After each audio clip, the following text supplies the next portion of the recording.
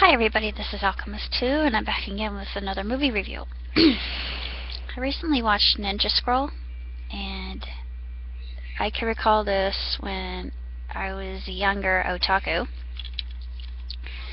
And the fact it really drew me to it, I had heard quite a bit about it, and some of the eyebrow-raising elements in the film itself.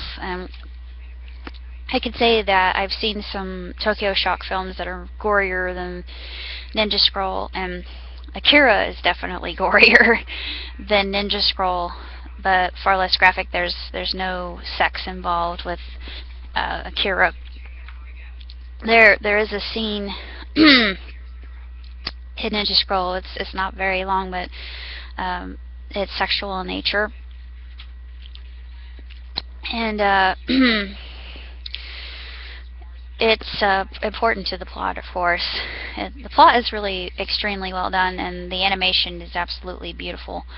Characters are pleasing to the eye. Of course, we have Jubei, our wandering samurai, and Kagero. I love Kagero. I've always loved her.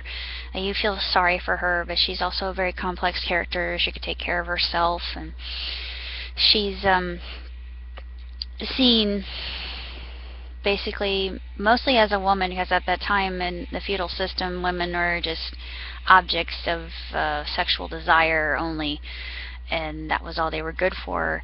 But she's more than that. She is a woman that kicks butt and takes names, and she has this interesting ability. I'm not going to say what it is, but that's one thing that I really like about Kagero. Unfortunately, she has something very tragic happen to her. It positively kills me whenever I see this film. It's not meant for little children, of course. It's very violent, very gory. Of course, there's sex involved in some rather significant issues that are raised in the film itself that kind of make you think, "Ooh, they actually went there."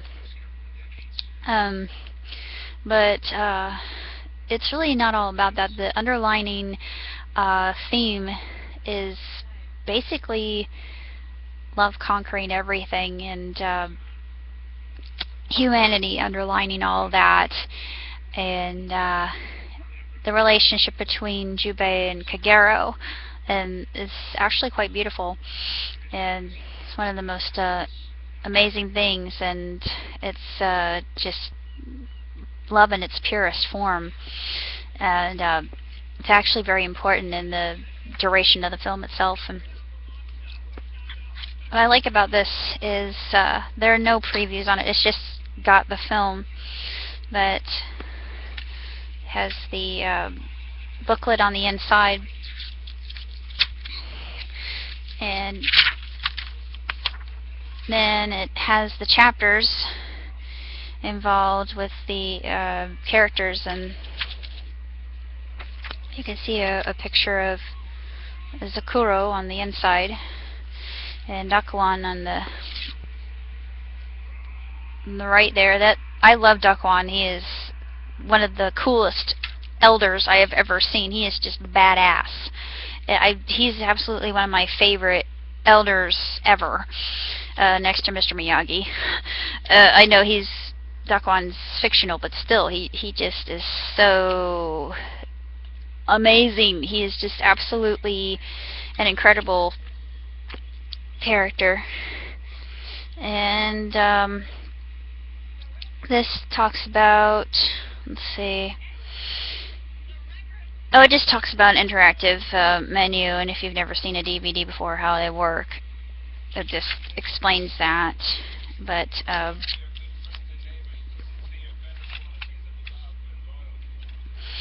it's one of my favorite films of all time, and it would probably get an R rating in our film's rating system, maybe NC-17.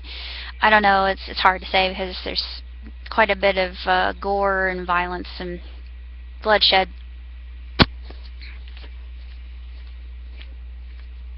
And a really quick sex scene, but other than that, I can't really say too much else about the movie, other than it's a classic, and I still love it to this day, and Kagero still remains one of my absolute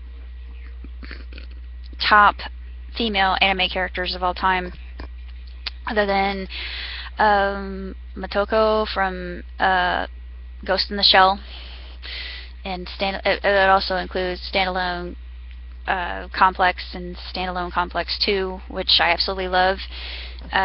It's different than the movie itself, but it's still considered one of my favorites of all time.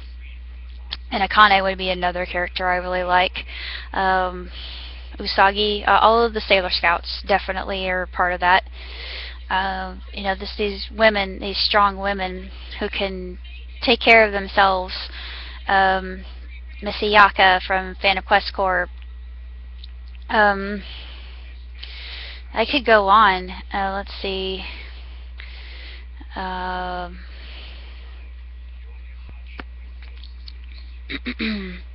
Oh, there are so many I can't think of right at the top of my head, sadly. There are quite a few female characters who can definitely take care of themselves, and they don't need a man to take care of them. Just like Kagero says, she doesn't need anyone. She can take care of herself. What's really interesting about this film is the underlining basis of humanity, and how Jubei actually turns her around, as she sees her life as amounting to little more than nothing, because she's only basically a tool for hire, working for the shogunate, and it's actually quite sad. But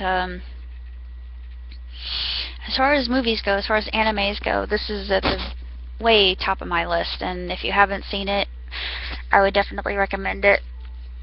But if you're averse to gore, violence, or sex, then I wouldn't recommend it at all. But as far as anime movies go, this one is definitely got my top score, 2 thumbs up, 5 stars, hands down, no debate over that at all.